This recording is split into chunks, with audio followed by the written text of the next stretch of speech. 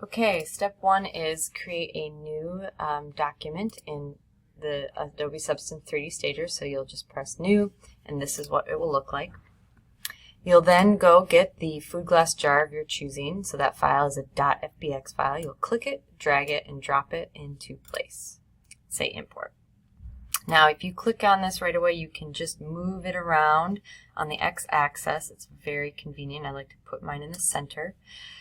This is interesting. So we're kind of, it's low now in the center. And if I move over my box here, you'll see we have a whole set of controls. These ones are for the camera angle, and so for instance, pan, orbit, and dolly. So dolly would be back and forth, so zooming in and out. This pan will let me pan around, and I can kind of center it a little more. I'll show you what orbit looks like. You can go all the way around and adjust it, and then that dolly is zooming in and out. Going back to here, however, these are all have different properties. The boxes are scaling, so whenever you click a box, you're going to scale the piece in that direction. For instance, if I do this, I'm going to scale it like that. If I grab one of these, that's the rotate, so click and I can rotate along this axis, which is the Y. And then if I grab these little panes here, I can move it along that pane, essentially that angle. I won't be moving it back and forth. I can move it up along the pane, but I cannot move it anywhere outside of that Z.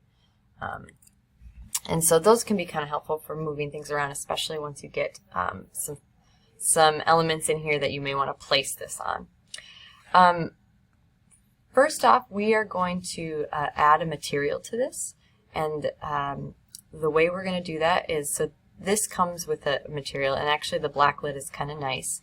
It is actually two components. If you double click on this lid, you might be able to see that it is a darker blue than when I click on this, which is a darker blue on the bottom.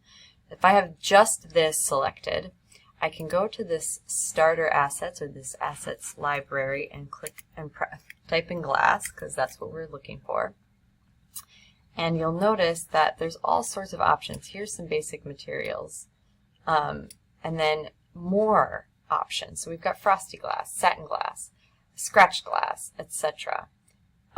We can also tint this glass later, but for now let's just start off with the clear glass. I will click it, drag it, and drop it onto the jar. And there you can see it. Over on this side now, let's see if I can, adjusting the thing too much. Here we go. Need to just make this a little smaller. You'll notice that there's a whole bunch of opportunities. As long as this glass, I'm under material here, glass is highlighted, I can actually do different things to this glass material. I can change the base color, I can edit all sorts of things, and I will show you that later on when we're filling the jar.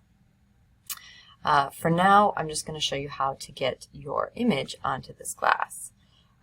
So what we'll do is we are going to find our image. So I saved mine as, I think, chili.